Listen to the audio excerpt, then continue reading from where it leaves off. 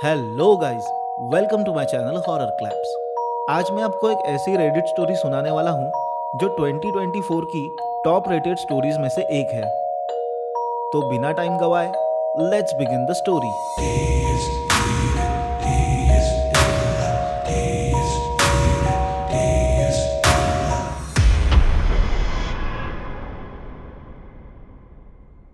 कहानी की शुरुआत होती है मिस्टी से। मिस्टी एक कॉलेज स्टूडेंट है जो कॉलेज के बाद कार्सन सिटी में लोन स्टार डाइनर में as a waitress part time काम करती थी। उसे इस काम में कोई ज़्यादा इंटरेस्ट नहीं था, लेकिन उसे अपने एजुकेशन फंड्स के लिए यहाँ पर काम करना पड़ रहा था। अब बात करें लोन स्टार डाइनर की, तो ये कार्सन सिटी में बीच के किनारे एक सुनसान सा रेस्टोरेंट था। मिस्टी का कहना है कि इस डाइनर के आसपास आधे घंटे की दूरी पर जितने भी डाइनर और रेस्टोरेंट थे सब ठीक ठाक ही चल रहे थे और इन सभी जगहों पर सैलरी भी ठीक ठाक ही मिलती थी। लेकिन लोन स्टार की बात अलग थी। यहाँ पर सभी स्टाफ को बाकी सब डाइनर्स से ज़्यादा सैलरी मिलती थी। बाकी जगहों पर जहाँ कोई $30 कोई $35 दे रहा था, वही लोन स्टार में आवरली $50 का पे था। मिस्टी के काम का पहला दिन ठीक ठाक ही गुजरा। उसका पूरा दिन कस्टमर सर्विस और किचन के रेगुलर वर्क सीखने में ही गया। वहाँ के सभी रिटर्न रूल्स उसने याद कर लिए थे, लेकिन वहाँ की जो बॉस थी उनके कुछ अलग भी रूल्स थे। जैसे कि डाइनर में कुछ कुछ जगह हमेशा खाली रहनी चाहिए, कस्टमर को जल्दी से उसके ऑर्डर सर्व करो, लेकिन एकदम भी जल्दी नहीं, क्योंकि यहाँ पर कस्टमर को ऐसी क्विक सर्विस पसंद नहीं। कस्टमर्स को यहाँ टाइम स्पेंड करना अच्छा लगता है, तो उन्हें इस डाइनर की वाइब फील करने दो। ये सभी रूल्स वहाँ के शेफ्स को भी फॉलो करने पड़ते थे। वहाँ का और एक रूल ऐसे भी था कि अगर आप कोई बड़े सेलिब्रिटी शेफ भी हो तो भी कस्टमर को आपको मेन्यू की क्लासिक और डिसेंट डिशेस सर्व करनी है, ना ही एकदम अच्छी और ना ही एकदम खराब। अब मिस्टी वहाँ पर रेगुलर काम करने लगी। ज़्यादातर कस्टमर्स वहाँ पर सिर्फ कॉफ़ी और खाना ही ऑर्डर करना पसंद करते थे। एक दिन शिफ्ट के बीच में ही मिस्टी ने क्यूरियस होके अपनी बॉस को सवाल किया कि $50 ही क्यों, जबकि बाकी रेस्टोरेंट्स 30 और 35 भी नहीं देते।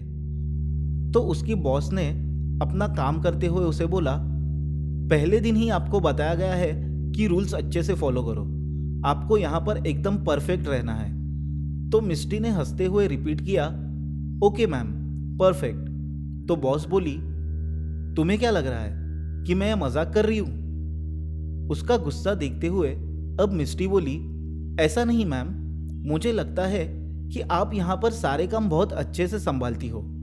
वैसे मैं एक वॉफल स्पेशलिस्ट भी हूँ, अगर आप उसे मेन्यू में ऐड करोगे तो इस डाइनर की सेल और भी अच्छी हो जाएगी।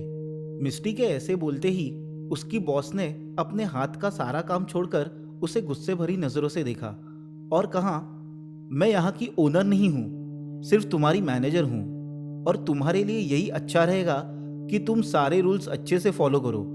तुम्हें याद रखना चाहिए कि यहाँ पर तुम और इस डाइनर के अलावा भी बहुत सारी चीजें हो रही है। मैं ये बातें मंथ के एंड में सबको बोलती हूँ, लेकिन तुमने आधे महीने में ही मुझे ये कहने के लिए मजबूर कर दिया। तो अगर तुम्हें लगता है कि तुम इस रूल्स को फॉलो नहीं कर सकती तो बिना किसी प्रॉब्लम के तुम छोड़कर भी जा सकती हो। तुम्हें और एक हफ्ते का पे डाइनर की तरफ से मिल जाएगा। ऐसे बोल के वो अपना काम करती रही। मिस्टी ने भी अब यह टॉपिक उनके सामने निकाला नहीं। अगर उनको ऐसे ही काम करवाना है तो ठीक है, मैं कर लूंगी, ऐसे उसने अब सोच लिया था। तो अब ऐसे ही एक सैटरडे अपना काम करते हुए मिस्टी को कॉर्नर वाले सीट पर एक आदमी बैठे हुए दिखाई दिया। वो आदमी वहां पर कितनी देर से वेट कर रहा था, ये चीज मिस्टी को समझ में नहीं आई।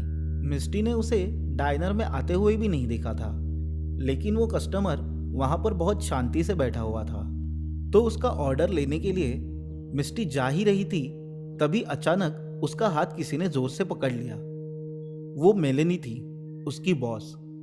उसने कहा, क्या तुम्हें याद नहीं है जो मैंने तुम्हें बताया था? ये उसमें से सबसे इम्पोर्टेंट है।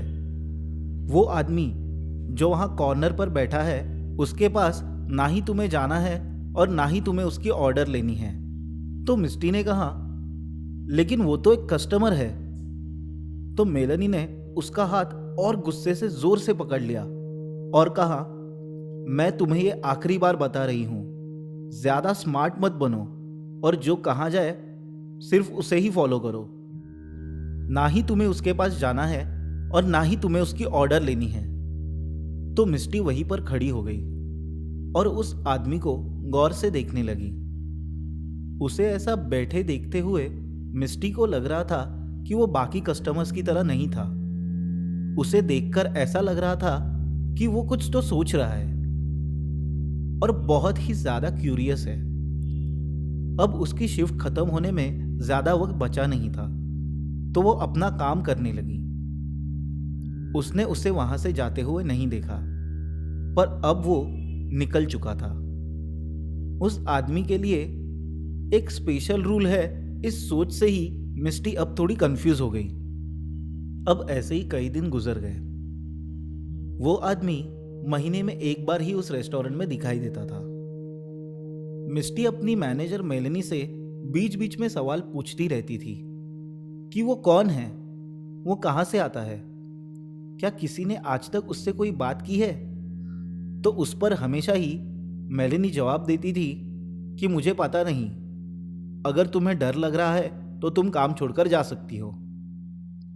एक दिन अचानक मेलनी को तेज बुखार आ गया, तो मिस्टी और बाकी स्टाफ ने उन्हें घर जाने के लिए कन्विंस किया और मंथ एंडिंग होने के कारण ज्यादा कस्टमर्स भी नहीं थे, तो वो मान गई। और जैसे ही वो चली गई वैसे ही वो मिस्टीरियस आदमी वहां पर आ गया। मिस्टी के सभी कोवर्कर्स उसे देखकर अपने काम में बिजी हो गए। अब डाइनिंग एरिया में मिस्टी के अलावा और दूसरा कोई भी स्टाफ नहीं था, तो मिस्टी को लगा कि यही चांस है कि वो उससे जाके बात करे। उसने ऐसे ही किया। उसने काउंटर से ही उस आदमी को पूछा, हेलो सर, मैं आपकी कुछ मदद कर सकती हूं। वो आदमी अपनी जगह से बिल्कुल भी नहीं हिला। तो मिस्टी ने इस बार जोर से चिल्ला के उससे कहा, सर यहां पर, मैं आपकी कुछ मदद कर सकती हूं। तो उसने कहा, मुझे कुछ सुनाई नहीं दिया, क्या आप यहाँ आके मुझसे पूछ सकती हो? मिस्टी शॉक हो गई क्योंकि उसकी आवाज किसी राक्षस की तरह भयानक थी। तो मिस्टी ने रिप्लाई दिया, नहीं कोई प्रॉब्लम नहीं सर, मैं यही ठीक हूं। ऐसे बोल के मिस्टी फिर से अपने काम में बिजी हो गई। थोड़ी देर बाद उसने देखा तो वो आदमी वहां पर नहीं था, लेकिन मिस्टी को याद आया कि डोर पर जो एंट्रेंस बेल लगी हुई है वो एक भी बार नहीं बजी, जो हर कस्टमर के आते या जाते समय बजती थी। मिस्टी को लगा कि शायद उसका ही ध्यान नहीं होगा, तो वो अपने काम करने लगी और पूरा दिन वैसे ही बीत गया। अब अगले हफ्ते मेलनी ने मिस्टी को डाइनर में एक इंटरेस्टिंग मीटिंग के लिए इनवाइट किया। उस दिन डाइनर में कुछ लोग आए हुए थे जिन्होंने भारी सूट पहने हुए थे, जैसे कि वो कोई गवर्नमेंट ऑफिशियल्स हो। अब शिफ्ट खत्म होने के लिए सिर्फ 1 घंटा ही बचा हुआ था, तो मेलनी ने मिस्टी से कहा कि जल्दी से आओ, मीटिंग शुरू होने वाली है और बॉस तुम्हारा इंतजार कर रहे हैं। तो मिस्टी ने पूछा, बॉस? इतने में ही उसकी बात काटते हुए मेलनी ने कहा, सवाल मत पूछो, रूल्स भूल गई क्या? तो मिस्टी चुपचाप उसके साथ मीटिंग में चलने के लिए आगे बढ़ गई। उस रूम में वही गवर्नमेंट ऑफिसर बैठा हुआ था जो सूट पहन के आज डाइनर में आया था। वो मिस्टी को एकदम ध्यान से देख रहा था। उसने मेलनी से सवाल किया कि यहाँ पर कितने वक्त से काम कर रही है। तो मेलनी ने कहा, सर मिस्टी यहाँ पे 6 महीने से काम कर रही है। फिर ऑफिसर ने पूछा, क्या तुम इस पर भरोसा करती हो? तो मेलनी ने अपना सर हिलाते हुए हामी भरी। तो उस ऑफिसर ने कहा, पिछले हफ्ते वो वंडरिंग मैन यहाँ पे आया था, लेकिन तब मेलनी तुम यहाँ पर नहीं थी और ये लड़की यहाँ थी। मिस्टी अब कंफ्यूज हो गई। उसे कंफ्यूज होते देख ऑफिसर ने मेलेनी से पूछा, क्या तुमने अभी तक इसे कुछ भी नहीं बताया? तो मेलेनी ने कहा, सर, मुझे ऐसा लगता है कि मैं खुद उस आदमी के बारे में ज्यादा नहीं जानती। तो मैं उसकी बात काटते हुए ऑफिसर ने कहा, वंडरिंग मैन, ये नाम हमने उसे रखा है। जो आदमी वहां कॉर्नर में उस टेबल पे आके बैठता है। मिस्टी की तरफ देख के अब उसने कहा, तुम अब एक गवर्नमेंट ऑपरेशन का हिस्सा हो। वंडरिंग मैन ये कोई क्यूट नाम नहीं है, ये एक प्रॉब्लम है जो हमने कई साल पहले देखी थी।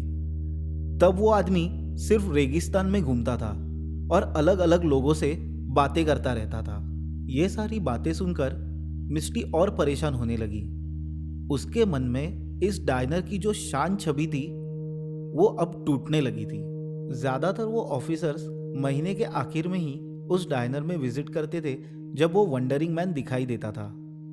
वो लोग उससे कुछ दूरी बना के रखते थे और अपने नोटपैड में अपने पेन से कुछ लिखते रहते थे। वो आदमी हमेशा वैसे ही बैठा रहता था। अब इस चीज को 7 महीने पूरे हो गए। इतने समय में बहुत सारे स्टाफ ने डायनर का काम छोड़ा, लेकिन किसी को भी इस बात की गारंटी नहीं थी कि वो आदमी कौन था और उन्होंने कभी पूछा भी नहीं। अब 7 महीनों के बाद भी मिस्टी ने जॉब छोड़ा नहीं, क्योंकि उसे इस बात की तह तक पहुंचना था कि आखिरकार ये वंडरिंग मैन है कौन। अब डायनर में नए स्टाफ मेंबर्स भी आ चुके थे। उनमें से ही एक था मैल्कम। मैल्कम बहुत ही हार्ड वर्किंग एम्प्लॉय था। वो हमेशा ही हर चीज के लिए आगे रहता था। वो काम को लेकर बहुत ही एक्साइटेड था। उसे आगे बढ़ने की चाह थी।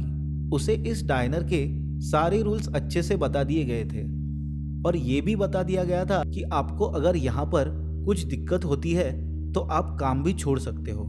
तो ऐसे ही जब उसने ज्वाइन किया तब वो वंडरिंग मैन वहां पर आ गया था।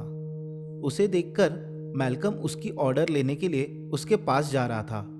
तो जैसे ही ये मिस्टी ने देखा तो उसने तुरंत ही मैल्कम का हाथ पकड़ लिया, जैसे मेलेनी ने मिस्टी का पकड़ा था जब वो उस वंडरिंग मैन के पास जा रही थी। हाथ पकड़कर मिस्टी ने उसे कहा, क्या तुम्हें याद है जो रूल तुम्हें ज्वाइनिंग के वक्त बताए गए थे? तो मैल्कम ने सर हिलाते हुए हाँ कहा और वो पीछे हो गया। मिस्टी को ऐसे देख मैल्कम अब थोड़ा कंफ्यूज हो गया। उसने कचरे से भरी बैग उठाई और मिस्टी से कहा कि मैं ये फेंकने जा रहा हूँ और मैं आपकी बात समझ गया। उसी दिन उस वंडरिंग मैन को देखने के लिए वो गवर्नमेंट के ऑफिसर्स भी उस डायनर में आ चुके थे, लेकिन आज का दिन अलग था। आज उसमें से एक ऑफिसर उठकर बाकी सबको बोलने लगा, ऑफिसर्स, अगर आपको कोई भी सवाल है तो आप मुझसे बेझिझक पूछ सकते हो। उसके ऐसे कहने पर बाकी सब ऑफिसर्स उसकी तरफ देखने लगे। इतने में ही वो वंडरिंग मैन उस ऑफिसर को देखकर अचानक से बोलने लगा, अगर तुम्हें मेरे साथ बैठना है तो बैठ सकते हो। मुझे मालूम है कि तुम मेरे बारे में जानना चाहते हो। ये भी पता है कि तुम नोट्स बनाते हो और ये सब लोग मेरे लिए ही यहाँ पर आके बैठे हुए हैं। इसी दौरान मैल्कम कचरा डाल के वंडरिंग मैन जहाँ पे बैठा था उसी दरवाजे से डायनर में आया। तो वंडरिंग मैन उसे देखकर अब चिल्लाने लगा, 30 बार तुम यहाँ से गुजरे हो, क्या यही है तुम्हारी सर्विस? उसे ऐसे चिल्लाता हुआ देख मैल्कम ने अब पॉकेट में से नोटपैड और पेन निकाला और उसकी ऑर्डर लेने लगा। वो वहां पर एकदम फ्रीज हो गया था। इतने में ही वो वंडरिंग मैन अपनी गर्दन अजीब तरह से मोड़ते हुए उसी जगह खड़ा हो गया। उसके खड़े होते ही वो और मैल्कम दोनों ही अजीब तरह से गायब हो गए। तुरंत ही ऑफिसर्स अपने माइक्रोफोन पर चिल्लाने लगे, लेवल ब्लैक, लेवल ब्लैक, यहां पर एक आदमी गायब हो चुका है। मैं रिपीट करता हूं, यहां पे एक आदमी की जान को धोखा है। और वो दिन वैसे ही गुजर गया। उसके अगले दिन ही मेलेनी ने अपना इस्तीफा दे दिया। इस सिचुएशन में एजेंट्स से पूछने के बाद भी एजेंट्स की तरफ से कोई पॉजिटिव खबर उन्हें मिल नहीं रही थी। वो सिर्फ यही बोल रहे थे कि अब वो जा चुका है और वो कभी वापस नहीं आएगा। मिस्टी कहती है उसे उस दिन एक सबक मिला कि अब उसे और भी सतर्क रहने की ज़रूरत है, पहले से ज़्यादा। उसे पता था कि गवर्नमेंट के ऑफिसर्स उससे खुश नहीं थे।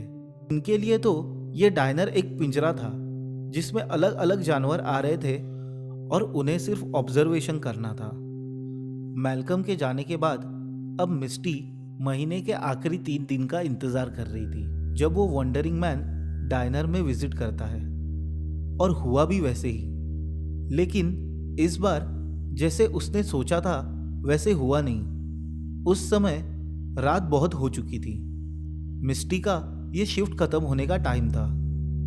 इतने दिनों में पहली बार वो गायब नहीं हुआ और उठकर वो दरवाजे के सामने आ गया और सीधे मिस्टी के सामने खड़ा हो गया। मिस्टी की हालत अब बद से बदतर हो चुकी थी। उसने अपना मन बना लिया था कि ये उसके जिंदगी के कुछ आखिरी पल ही है।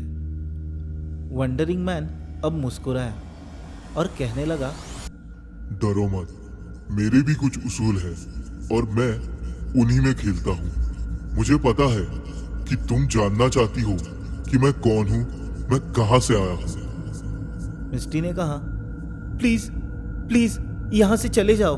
फिर उसने कहा, मुझे तुम्हें बताना है कि मैं यहाँ क्यों आता हूँ और तुम्हें भी ये जानना है। मुझे करने में मजा आता है। तुम्हारे पास सच में अर्थ जैसा सुंदर प्लेनेट है। मैं वापस जरूर आऊंगा, मैं वादा करता हूँ। इस बार शायद 2 महीने लग सकते हैं, लेकिन अब मैं और कोई नया गेम खेलने वापस आऊंगा। ऐसे कह के अब वो चला गया। उसके जाते ही मिस्टी ने एक गिलास पानी पिया। उसे समझ ही नहीं आ रहा था कि अभी जो उसके साथ हुआ है ये सच है या कोई भ्रम। उसकी नज़र अब टेबल पर गई जहां वो वंडरिंग मैन हमेशा बैठा करता था। वहां पर एक गिफ्ट का बॉक्स रखा हुआ था। वो वहां कैसे आया ये उसने देखा नहीं था, पर उसे ये ज़रूर मालूम था कि ये वंडरिंग मैन का ही काम है। डरते डरते अब मिस्टी ने उस बॉक्स को ओपन किया तो उसमें मैल्कम का सर था।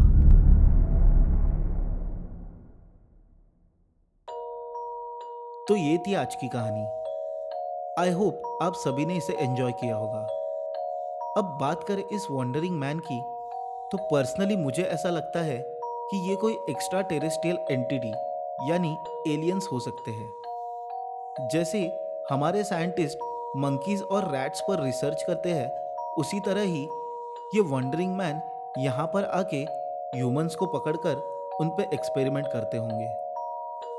तो ये तो था मेरा पॉइंट ऑफ व्यू। अगर आपको इसकी और कोई वजह लगती है तो प्लीज़ हमें कमेंट में ज़रूर बताइए और मेरे चैनल हॉरर क्लैप्स को ज़रूर सब्सक्राइब करें। तो आज के लिए बस इतना ही। पीस।